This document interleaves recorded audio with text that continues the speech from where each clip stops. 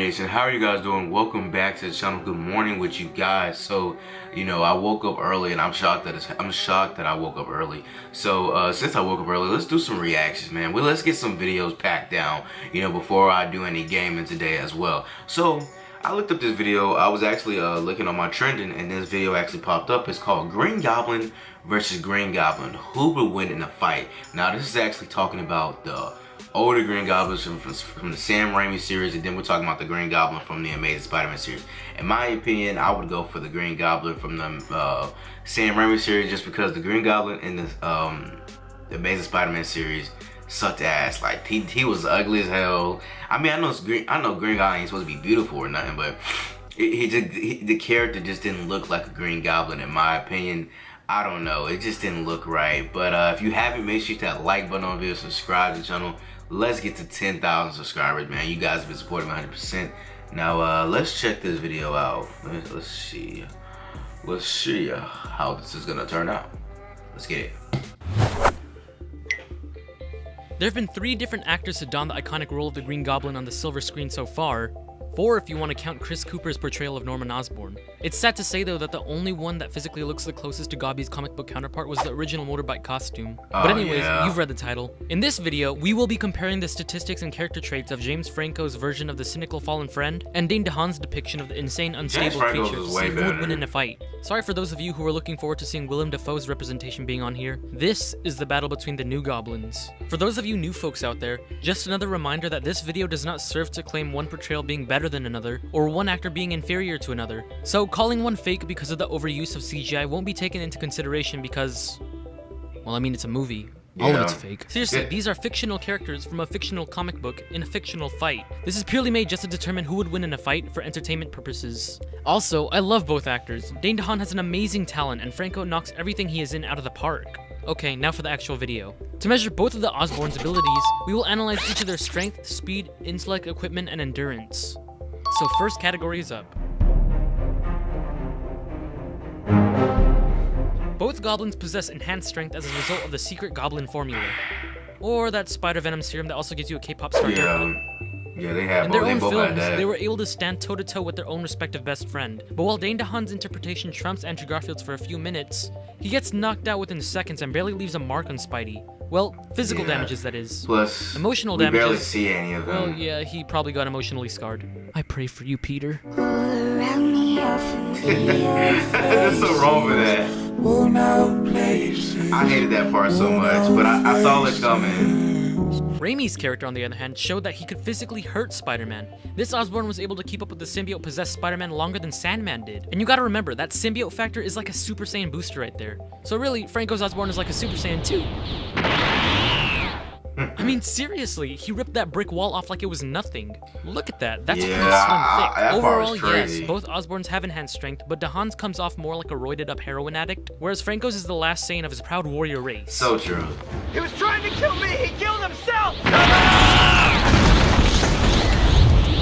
You know, I'm just kidding, plus, right? The I feel like there are gonna be those first people Green out there Goblin wasn't like, dying. is Totally that Spider-Man? They're going James for Franco Super won. Saiyan, more like Super Goblin, am I right? Nah, but seriously, Franco easily takes this one. Yeah, most definitely. Speed.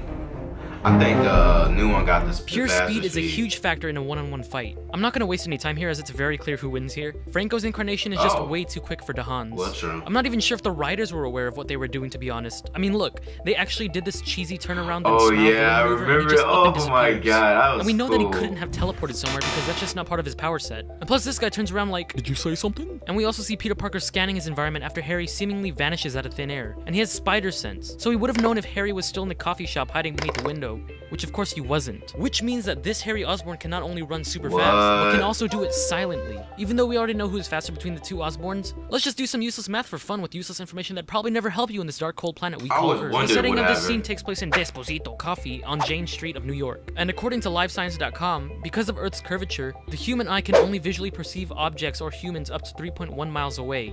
We didn't see Harry move at all before the truck obstructed our view of him, so that must mean the time he had to escape Peter's line of sight was equal to the the time the truck spent covering our view of him. Well, that truck only obstructed Parker's view for about a second. So 3.1 miles in literally 1 second is 11,160 miles per hour. You went all That's more than 14 times the speed of sound. God, yeah, that's right. Take that, Jesus. Quicksilver. This guy is more than 3 times faster than you. I just always thought he was hiding under. Not you. But wait a sec, only being able to perceive things up to 3.1 miles is just for your average human being. But we're talking about Spider-Man. And his senses are like dialed up to plus 100 or something. In Spider-Man 2, we saw that Parker was able to spot a dead end 102 seconds away while he was on a train moving at 120 miles per hour. Connecting the dots, it may seem like there isn't really much of a difference. That's 3.34 miles away. That's fast, but that actually makes him man. over 15 times the speed of sound, or Mach 15. Or maybe he just, like, ran across the nearest block and hid behind a building. But that'd still be around 180 miles per hour under that amount of time. Listen, I'm sure the writers just wrote this in for a cheap cop-out and didn't mean for this to be taken literally. But this is a fictional fight from a fictional storyline, so screw it. Now let's take a look at his I just always thought, you know, how he went there's nothing so to show. fast. But for real, most of the time we only see this Harry Osborn on his glider, and when he finally gets off his glider, he just gets knocked out. Whatever his speed may be, I'm sure it wouldn't be up to Mach 15. Hell, I'm sure that the writers of Spider-Man 3 didn't think the Goblin they wrote could run up to Mach 15. Anyways, another point to Franco. Right, Franco killing it. Yeah, intellect, Intellect can mean a lot of things. It can be the measure of how fast you learn, it can mean how much you actually know, or it can mean how clever you really are. For this part, we're gonna consider all of these. As far as who's the faster learner, I think DeHaan's version beats Franco's. I mean, he knew to crawl to this life-saving suit he knew little to nothing about, knew that this specific model was his specific size, and knew precisely how to fly it without prior training. But for the last 2 parts, I think Franco would take it again. He actually uses his knowledge to invent new equipment and reverse engineer his father's old tools to make better models. And on the cleverness scale, he knew that the best way to attack Parker was not physically, but emotionally. Jesus, man, he knew that having Mary Jane break up with him would kill him from the inside out, making the pain last longer and penetrate him deeper. But DeHaan's was just like, screw it, and just went in for the kill. The thing with that, though, is that it doesn't last longer. Peter could easily just have someone to blame. And that's Harry.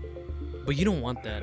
What you want is for your enemy to suffer, to feel the dark void of hopelessness, to have that inner thought constantly reminding themselves that they themselves is the only one to blame for pushing their loved ones away. And after a good amount of time you've known that they go to bed crying themselves to sleep every night and waking up screaming, that's when you lay the smack down and say that you were the one that snatched, that you were the one who seduced her, that not only her, but you also betrayed him. And when you see his mind collapsing in on himself, that's when you begin to hurt him physically. And once the dark deed has been done, you split his lover's skull.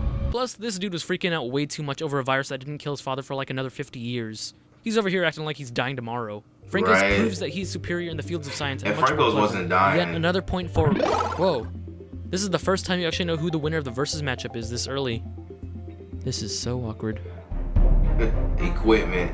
I like James Franco's equipment way better. At this point, it's kind of useless to keep going, but let's do it anyways. As stated earlier, the original Harry Osborn clearly knew how to invent things, but the things at DeHaan's disposals are just much more advanced for Franco's timeline. Yes, Franco's does have a lot of cool gadgets, like a cool ski mask, a stylish jetboard, some rip-off wingdings, and a rave stick, but DeHaan's tech literally includes health regeneration. And remember, it isn't your low-cost, run-of-the-mill first aid kit for outside damages, it was for both inside and outside wounds. The exoskeleton was able to heal the virus infecting him inside of his body. Being able to do that on the fly is almost miraculous. He gets a full body metal plating as opposed to Franco's cloth and leather woven ski suit, deadly pumpkin bombs, grills, and a pizza cutter. Franco does have special weapons of his own like Batman-like gauntlets, but I'd have to say DeHaan gets a point here for health regeneration. Oh, come on now. I mean, without health regeneration, it'd probably be shit, but... And finally, endurance. The section that determined how long one could last in a ring. Apologies to DeHaan's version again, because this is an easy landslide victory for Franco. DeHaan went down after 2 collisions with walls, whereas Franco just took it again and again and again and again and again and again and again and again. And again and again. Sure, he died towards the end by venom, but I think that's because anyone else would have died too with a pierce through the chest. This dude went through a lot. Without a doubt, James Franco takes the cake in this section. Here are the end scores and results. I knew James Franco was going to win. It became more evident that this versus matchup was very unbalanced the more I went on. I think this is probably because of the fact that DeHaan really only got 10 minutes of screen time as the Green Goblin, whereas James Franco had his time spread throughout the film. Just because they play the same character doesn't mean that they are similar to each other. While DeHaan's interpretation does show the use of more advanced tech such as health regeneration, Franco's version proves to be superior in terms of physical strength, agility, and durability, as well as intelligence. The winner of this versus matchup is James Franco's new Goblin. I like James Franco better, in my opinion. If he was more fierce, Let me know who you'd like to see next in these versus matchups. I've heard a lot of people say Hulk 2003 versus the Incredible Hulk from the Avengers. I'll get around to it eventually, but I think I should wait until Thor Ragnarok comes out before I start that video. Anyways, I hope you all enjoyed this video. True. Yeah, Thor Ragnarok. Yeah, you might have to wait to Thor Ragnarok because we haven't really got the full glimpse of Hope and what he can really do because you know he's been with the Avengers. My opinion for James Franco, he's always been the best Green Goblin out of the newest one because the newest one we barely get to see. We only see Harry in one film, but we see James Franco play Harry in 3 films. So that's one reason why you know James Franco's better. Besides you know the Green Goblin situation, plus yeah, the new Green Goblin from you know the Spider-Man, the Sam Raimi series was actually just spot on, pretty good. You know, even though the Spider-Man 3 really sucked, you know, but overall I did like that James Franco Spider-Man in my opinion. You know, he was more like a pretty much he wanted literally to kill Spider-Man, but it seems like the one from the Amazing Spider-Man just wanted. He didn't want to kill Spider-Man. He just wanted to kill people around him. You know, he wasn't super fierce. He wasn't savage, you know. But anyways, let me know down below. How do you feel about this? Let me know. Who do you want? Like, which one do you want to see? Like, which do you rather see the Green Goblin from the Sam Raimi series or the one from Spider-Man? Which one you think are better? You know, let me know down below, and I will see you guys in the next video I post. Renation Round. This baby. One love, peace. Catch you later.